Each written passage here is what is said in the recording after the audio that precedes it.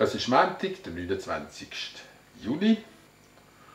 Hier jetzt die zweitletzte Videolosung. Morgen ist der 100. Tag, den ich es gemacht habe. Das ist die Zeit, die ich mir vorgenommen habe, über die Corona-Zeit hinweg Menschen ein Stück weit etwas mitzugeben auf ihre manchmal ein bisschen trostlose Lebenssituation. Ich werde in einem späteren Zeitpunkt mich wieder zurückmelden über meine Homepage mit einem anderen Format von Kurzandachten. Jetzt also Daniel 6,23. Daniel sprach: Mein Gott hat seinen Engel gesandt, der den Löwen den Rachen zugehalten hat, so dass sie mir kein Leid antun konnten. Und der Paulus, 2. Korinther 4,9. Wir leiden Verfolgung, aber wir werden nicht verlassen. Wir werden unterdrückt, aber wir kommen nicht um. 2. Korinther 4, Vers 9. Der König der Löwen. Ich meine jetzt nicht den Film, der weltberühmte Film von Disney, mit dem Mufasa als der Lichtgestalt und dann ein böser Gegenspieler, sein Bruder, der Scar. Ich meine auch nicht der Löwe, der König der Tiere, sondern ich meine der Löwe von Juda. Er ist der König über alle Löwen, er ist der König über alles. So wie es die Löwen gibt, die vielen, aber nachher noch der Löwe von Juda, das Sinnbild, Verkörperung von Jesus Christus. Genauso gibt es auch die Engel und nachher auch der Engel, der hier erwähnt wird. Es gibt also das ganze Heer vom Himmel und dann gibt es noch einen, den Gott aussendet, immer schon im Alten Testament, ein bisschen verdeckt, als sein Bote, als seine rechte Hand. Wenn es ganz, ganz wichtig ist, tritt er selber in verborgener Gestalt, Jesus Christus, in Erscheinung, in Anführungszeichen, in Wirkung. Meine Tante hat immer schon gewünscht, sie könnte mal an einem Löwe das Fell streicheln, sie könnte ein bisschen in seiner Mähne kuscheln. Das war ein unerfüllter, langjähriger Wunsch von ihr. Wir haben ihr den nicht erfüllen. Jetzt ist sie dement und über 90, jetzt ist es sowieso nicht mehr möglich. Aber ich konnte das gut nachvollziehen. Sie war einerseits Lehrerin, hat behinderte Kinder betreut und hat natürlich auch Geschichten erzählt. Und der Löwe kommt ja an vielen Orten vor, auch in den Märchen, aber auch in anderen Geschichten.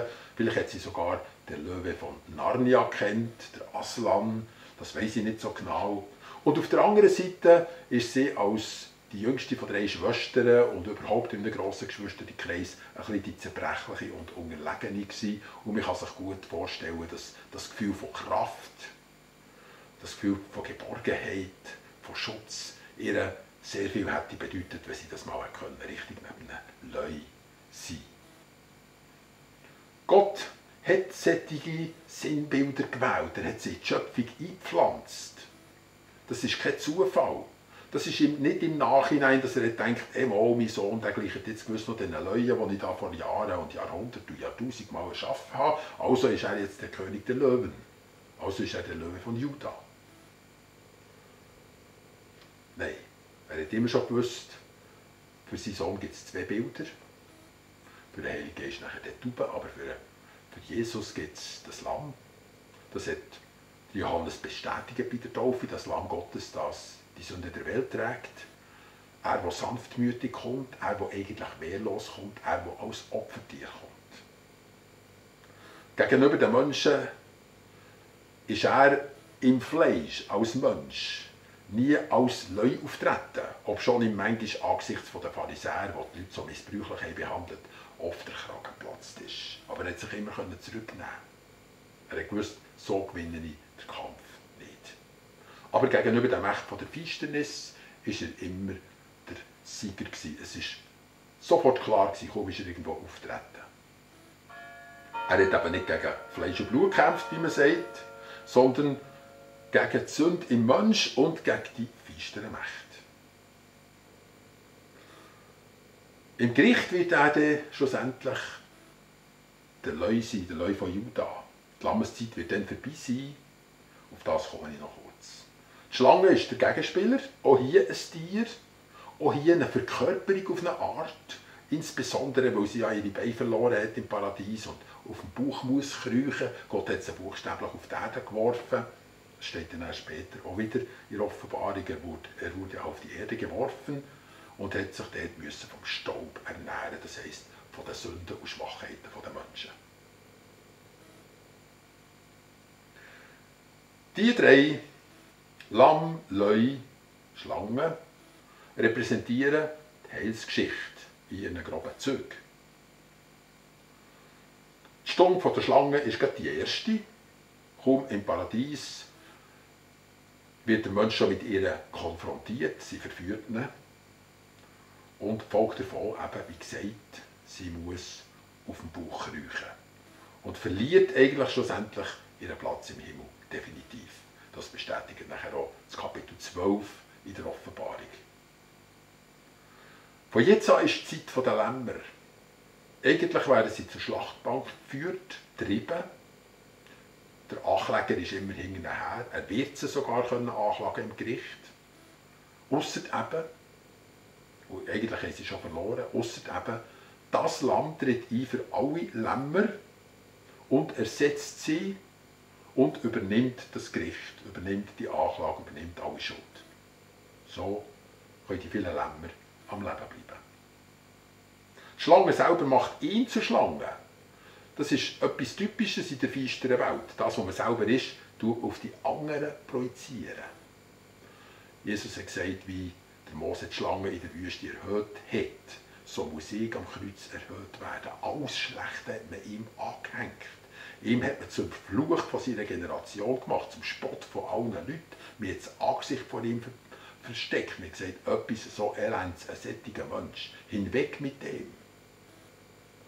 Aber, ob schon die Schlange ihm das alles angehängt hat, was eigentlich in ihrem Herz ist er gleich ein Lamm geblieben bis zum Schluss. Am Schluss von aller Zeit wird er dann den neuen Charakter zeigen. Im unsichtbaren Raum, wie ich es erwähnt habe, ist Jesus immer der König, der Leu von Juda, der König über alle Leute. Er hat dem Teufel nie eine Handbreite gegeben, ausser dann, wo er ihm eine Falle gestellt hat. Und der Satan ist dort drauf hineingefallen. Er hat gedacht, jetzt habe er einen Sieg über den Gottessohn, aber der Schuss ist hinten raus. Er hat seine Anklage, sein Recht zum Anklagen, endgültig verloren über jedem Herz, das an Jesus glaubt. Also hat er sich ein Grab geschaufelt und ist dann selber reingestürzt. Dann kommt Ostern, der Leu von Juda aufersteht. Wir sehen schon beim Daniel das interessante Phänomen, dass der Satan die Leue auf dieser Welt für seine Zwecke missbraucht. Er hat aus dem Leu, der eigentlich ein scheuches Tier ist, das nicht auf die Menschen losgeht, einen Erzfind von den Menschen gemacht, indem Könige wie der Darius in der Daniel-Geschichte Leute haben hungern in einer Grube, für wenn dann mal ein Dissident auftaucht, einer, der etwas anderes sagt als das, was im Gesetz der Meder und Perser steht, dass man das als Showprozess vor allen Leuten so durchziehen kann und ein solcher Mensch vor hungrige Leute werfen. Und die werden sich stürzen auf ihn, weil die haben tagelang nichts gegessen. So hat also der Satan mit seinen Diktatoren und anderen Machtmenschen zusammen die Natur missbrauchen und in einen Charakter hineindrängen, den sie so gar nicht haben. Das ist eigentlich ein Missbrauch vom Tierreich. Wir wissen ja, wie die Leute eigentlich sind. Sie sind Kuscheltiere, wenn man so will. Natürlich, wenn sie Hunger haben, ist es etwas anderes. Aber der Kevin Richardson von Südafrika, der Leute aufgezogen hat und dann ausgewildert, immer wenn er rausgeht in die Savanne, kommen die zu rennen und ihn umarmen. Und dann wollen sie einfach gestreichelt werden ohne Ende. Das ist der Leu, wie er wirklich ist. Stark und doch sehr fein. Der Daniel hat die Präsenz gespürt, als er in der Leuengrube unten war. Die ausgehungerten Leute sind um ihn herumgeschlichen, haben geknurrt. Aber sie konnten den Mund nicht auftun. Ich blende das Bild ein, für das wir ein bisschen ein grosses Verhältnis haben. Die Leute sind ihrem Vorbild, ihrem Urbild begegnet, was es im Himmel gibt, dem Löwen von Juda. Genau das sagt der Paulus. Wir laufen ewig so durch Leuengruben durch, sie laufen immer knurrend um einen herum. Manchmal wollen sie einem steinigen, manchmal auspeitschen, immer aber verhöhnen und ständig an Gericht überliefern. Das ist die Welt, das ist so, wie wir uns fühlen. Und doch weiss sie werden mich nicht fressen. Weil der Paulus hat sich ja auf einen Kaiser berufen und Jesus hat ihm gesagt, du wirst zum Kaiser gehen. Also hat er gewusst, das werde ich alles überstehen. Alle Leuengruben, die sie mit reingehen, werde ich immer wieder überstehen. Gott wird am Schluss das Mund zuhalten. Jesus ist gekommen bis zu Pontius und Pilatus, wie man so sagt. Und dann hat er gesagt, ja, ihr werdet noch Größeres erleben als ich und noch Größeres tun. Also hat sich der Paulus auf den Kaiser selber und nicht nur auf dem seinen Statthalter berufen und hat dort Zeugnis ablegen beim höchsten Herr der damaligen Welt. Aber bis dorthin war er immer in der Leuengrube. Jetzt schauen wir aber noch auf die ganze Geschichte von Daniel bis zur Krippe, weil das ist sehr wichtig.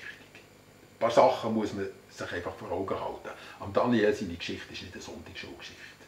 All die Bildchen, die man Daniel sieht als Jüngling in der Leuengrube, die sind in einer grossen Unkenntnis von der wahren Geschichte geschrieben und gezeichnet worden, weil der Daniel war dann 90 als er in der Leuengrube war. Wenn man das rechnet, von der Zeit, wo der Daniel ist nach Babylon geführt worden, als einer der ersten, über die Zeit von Nebukadnezar, über das Zerbrechen vom babylonischen Reich, über das Neuentstehen vom persisch-medischen Reich, bis zum Darius, der kommt einfach auf eine Zeit von 90 Jahren.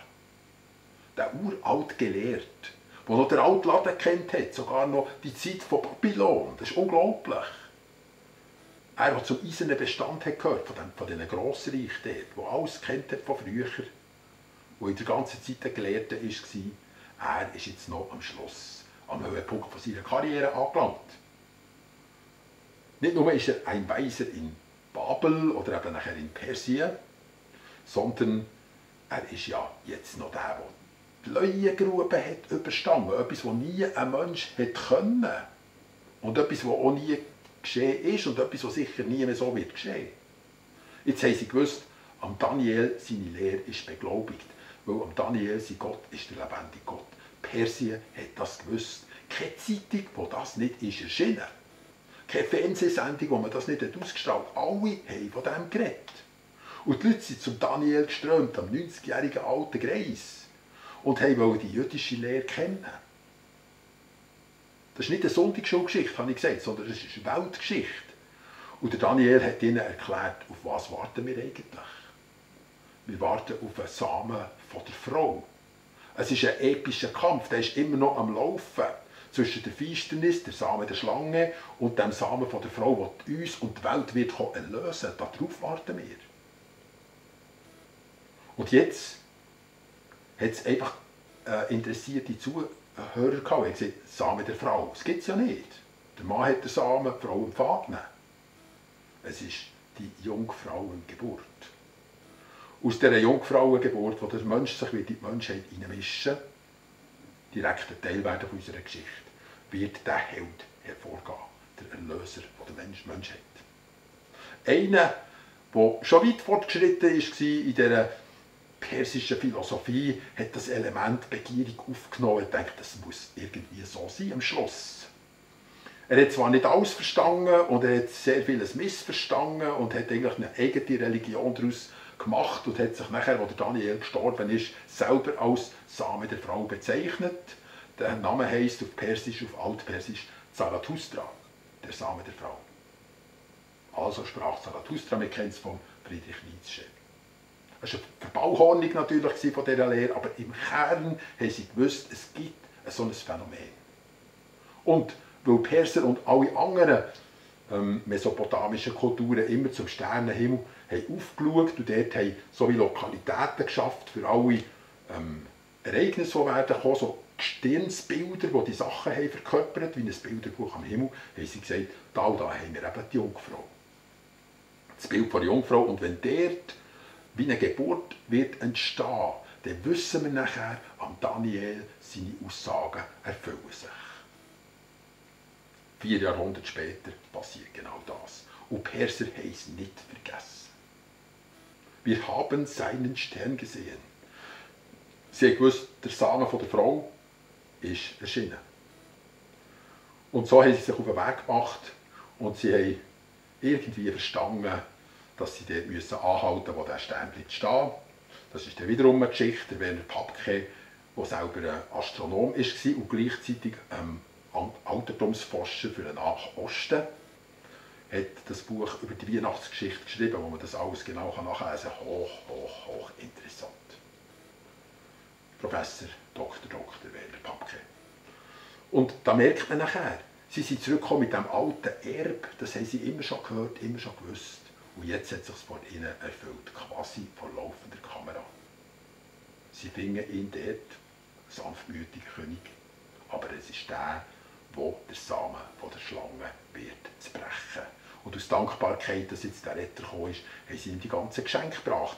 Und Gott hat sie geehrt, indem sie ihn nicht in eine neue Leuengrube hineingeschickt, nämlich zum Herodes. Das wäre nichts anderes gewesen, als eine moderne Leuengrube. Nein, er hat sie grossräumig um Herodes herum navigiert und sogar eben den Samen von der Frau aus seinem Zugriff gerettet. So kommt eine lange Geschichte, die angefangen hat in der Leuengrube und mehr ist als eine Sonntagsschulgeschichte. Eine lange Geschichte kommt nachher zu ihrer speziellen Erfüllung. Ich wünsche euch einen schönen Tag.